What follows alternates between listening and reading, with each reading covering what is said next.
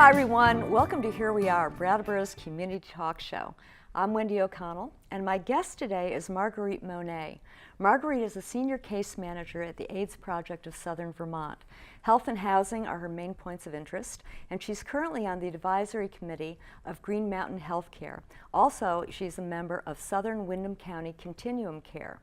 Over the years, she's been involved with the Brattleboro Area Interfaith Youth Group through the Guilford Church. So welcome, Marguerite. We're glad to have you on the show. Well, thanks for having me. I know that you got to Brattleboro from Detroit, a little bit of a roundabout turn, going back to the land in Vermont, or coming back to the land in Vermont. Initially, I had been going to school out in the Detroit area and then left and came out here. And a few years later, I started attending the Community College of Vermont and working there. And while I was there, I became interested in teaching, and I joined or enrolled in the Vermont College Adult Degree Program, and with Tom Yan, Yes, and Howie Shapiro, and some others, and it was great. And I studied literature and education, and I worked at Leland and Gray High School, and then I also worked in Western Mass at the technical school in Turners Falls. You were an educator. I was. Vermont Adult Degree Program has gotten a lot of shout outs on the show. It was a great program. A lot of work, a lot of writing. It was great, but it was a great program. And a lot of success as Yeah. well. You've worked for the AIDS Project for over 23 years. It will be, at the end of May, 23 years. Like many people who have come to the AIDS Project or have been involved, you came through a personal story. I did. Almost everyone I've ever come in contact with at the AIDS Project, whether it was staff or volunteers, have a personal story that brought them there. And in my case, it started when I was still teaching in, I think it was 1988, right in there, 87, 88. I was teaching at the tech school in Turners Falls, and the State Department of Education in Massachusetts developed an HIV AIDS curriculum and wanted it disseminated throughout the high schools in all of Massachusetts that year. And so we were trained. So that was the beginning of becoming an HIV AIDS educator. But I remember, a lot of us talking to each other and saying, I really think that this epidemic is going to touch all of us. We don't know how. And we didn't mean just us, just the teachers. We meant everyone. And, it was still somewhat early days. And then in the early 90s, I found out that my cousin had been diagnosed with AIDS, both he and his partner. And I had lived with his family for about a year when I was a kid. So, and I was an only child. So Stan and his siblings were really the closest thing I ever had to siblings. And I was devastated. And because at that point, it was still, for many people, a death sentence. And he did die. He died in 1994. His partner died a few months before him. But during his illness, my mother's family, he's from my mother's side of the family, is from the South and very Christian. And nobody was talking about it. So I went to the AIDS Project, which at that time was just 2 little rooms in the Burke's house. And Susan Bell was the director, and I had known Susan in the past. And I just was talking to her, and I said, gosh, I was explaining to her the situation, and she said, wait, I have just the thing. And she brought out a pamphlet that was called A Christian's Response to AIDS. And I was like, oh my God, this is perfect. So I sent it to my grandmother and my aunt and, everyone. And I don't know if it really changed things a lot. I was very proud of my aunt that despite the fact that she was very uncomfortable with the fact that he was gay, she really took care of them and helped them to die at home. It was a couple years later that I started working at the AIDS Project. It was 1996. And so that was also the same year that the new medications were coming out. Right. And initially they came out in compassionate care. They were pushed, out of clinical trial into compassionate care, and then eventually became widely available. So those were pretty heady days. That was when you were seeing headlines like the New York Times, like the Lazarus syndrome. People literally appeared to be being pulled from the clutches of death. Right. Primarily it had been monotherapy, one drug at a time, maybe two. And the problem was you developed a resistance fairly quickly. And earlier on, they were giving people really large doses of ACT, and they would often become very, very ill from it. And one of the after effects of that was that some of my clients later who had watched partners or friends, die, but also watched them get incredibly sick from the AZT before they died, were convinced that it was poison, and they didn't want to take any kind of medication at all that was on offer, even after the cocktail became available. One question I'd like to ask you is if you could, we've heard this over and over again, but to clarify for us again the difference between HIV and AIDS. Well, HIV is the human immunodeficiency virus. It's the actual virus that attacks the T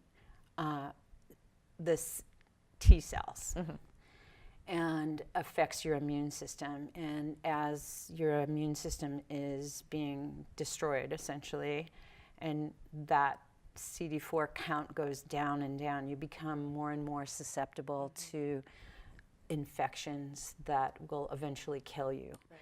So then it used to be that when your CD4 count dropped below 200 and or you developed one of those opportunistic infections, that then you would be given an AIDS diagnosis versus just an HIV diagnosis. Yes, and that's still true.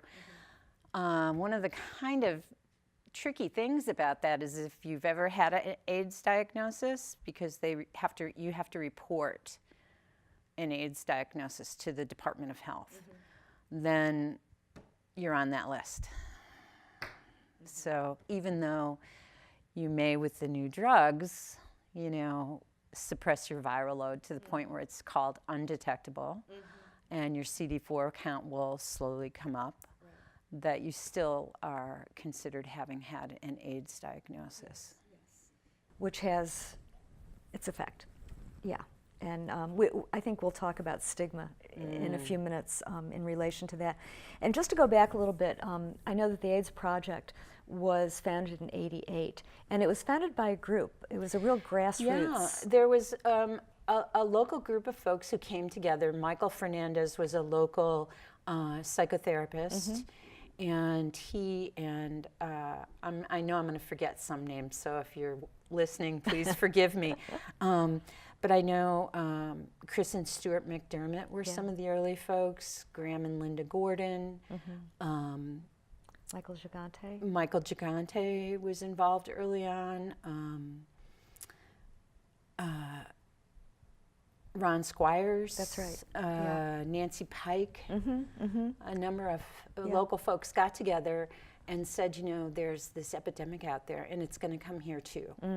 And so they had the first walk, and they started raising money, and they began to get clients, and that was Michael Gigante came and was the first case manager, and Susan Bell was hired in 1990 as the first executive director. And basically told find some money. Yeah. And I know that you mentioned that one of the things that came out of, and I don't know how much longer it was, but there was a very strong men's program and a women's program as well. Yes, there was. There was, for the men's program was really vital for, at least 15 years, maybe more. But they started sometime in the early to mid 90s. And Carrie Johnson I believe, was the very first coordinator. And a woman named Jana, I can't think of Jana's last name, I feel bad, started this great women's program that was called Women Act. And the men's program grew exponentially, and it was really about sort of creating a sense of community for men who have sex with men, and to come together and talk about their sexuality and talk about safe sex, but also to do community building things, like go on hikes together, have game nights. I know, it was really groundbreaking. Book groups, they did a lot of different kinds of things. And there's still some volunteers that continue to do that work. There's through the Tri-State Gay Men and Green Mountain Crossroads. Yes, Green Mountain Crossroads, yes. We're having someone from that program come on the excellent. show. Yes, I'm looking forward to that.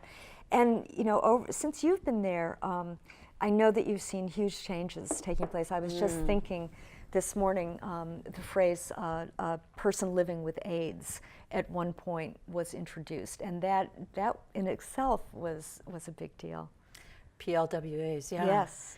Yeah, well, when I started there, a lot of things were new. The clinic had just started the fall before that. There's a clinic system in Vermont, a rural clinic system, and the parent clinic is housed at Fletcher Allen. There's a clinic in Rutland, and there's a clinic in St. Johnsbury, and there's a clinic here at Brattleboro Memorial Hospital. And we have the good fortune that we have one of the infectious disease doctors from Fletcher Allen comes down once a month to see patients. He's actually starting to come like every other month and see people online, like Skype. Nice. Yeah, great. It's fun. And another doctor from Dartmouth comes down. So we have two doctors that come down once a month each. That's at the hospital, so that's great for people to know that. Exactly. And that's called Comprehensive Care Clinic. Clinic. Yeah, at the hospital. So that's one thing that's changed, is that it's a broader scope of treatment. It's the most important referral source that I have. And the clinic is run by a nurse practitioner, Deb Jones, who happens to be fabulous. That's good to know. And she's been there for quite a few years, I think about 15 or 16 years. And at this point, I'd also like to mention that you are the only place in town that does a needle exchange. Is that correct? It is true, yes. And that's good to know. And you are on Grove Street. We are. We're at 15 Grove Street. The syringe exchange is on Tuesdays from 10 to 2. It's walk-in. You get a card. It's all confidential, actually anonymous. You get a little code. That's your code, and you get a card.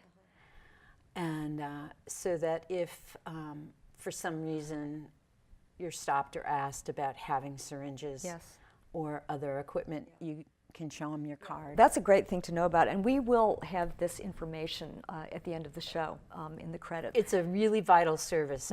With the opiate epidemic, I've been extremely concerned about the possibility of new HIV infections. Being introduced through needles. Introduced through sharing needles. Yes. So giving people clean needles, while I understand that some people are uncomfortable with that, it's a public health issue. It is, and it's a public health issue here in town. Over the course of the years, have there been changes in the people you're treating, in the demographics of the people you're treating? Yes, primarily we here in the state of Vermont have always been a little bit behind sort of the demographic changes you see happening nationally. Primarily, the client base is still predominantly gay men. But over time, we started to see more women and more people who had either a history of injection drug use or current injection drug use, more straight men, younger individuals. Initially, one thing that's really changed is initially, I only had 2 on my caseload over the years, but 2 children who were born with HIV.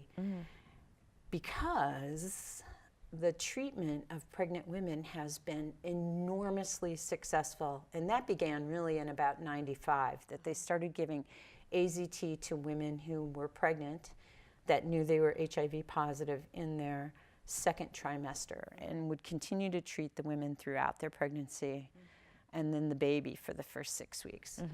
And that's been a wildly, they use different medications now, but a wildly successful program.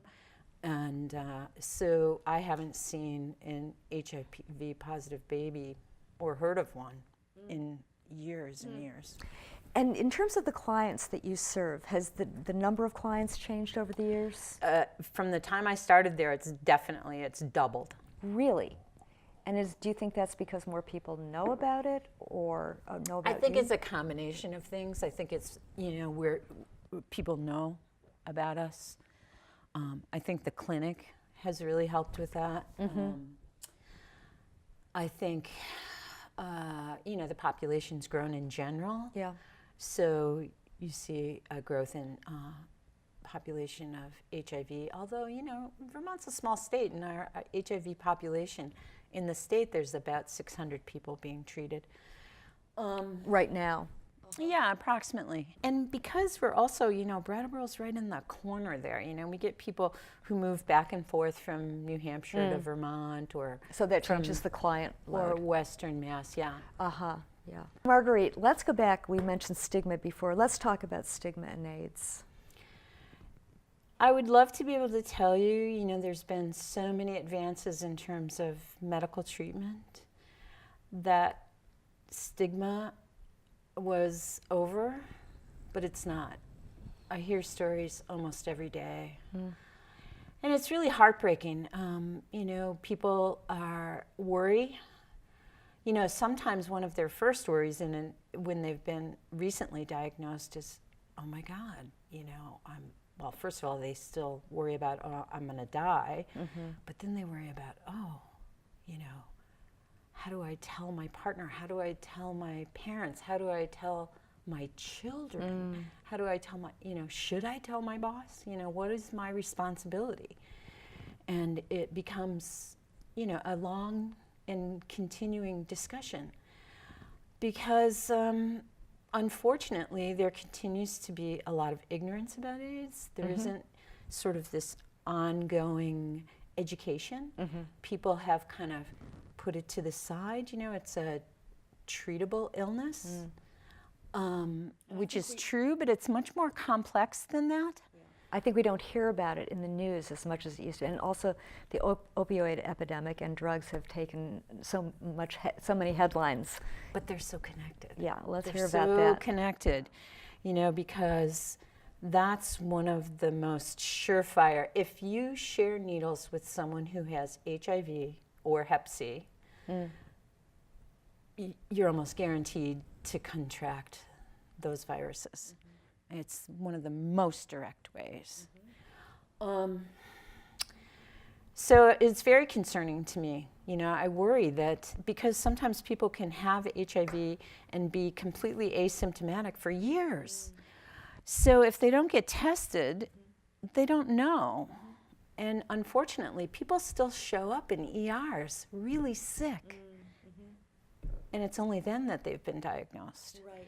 So are there recommendations for that? I mean, if you're, in terms of prevention, if you have more than one partner, you should always be protected. If you have multiple partners, you really should be using condoms.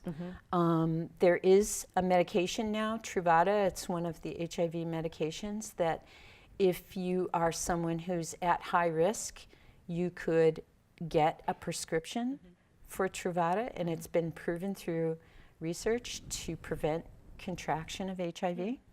Really good new information to have. using condoms is good. There's a lot of sexually transmitted diseases. Well, that's true too. So, and that's one of the things that's important to really talk to, especially with young folks, you know, who are thinking like, well, if I'm taking birth control or if I have an IUD, then I don't have to worry about getting pregnant.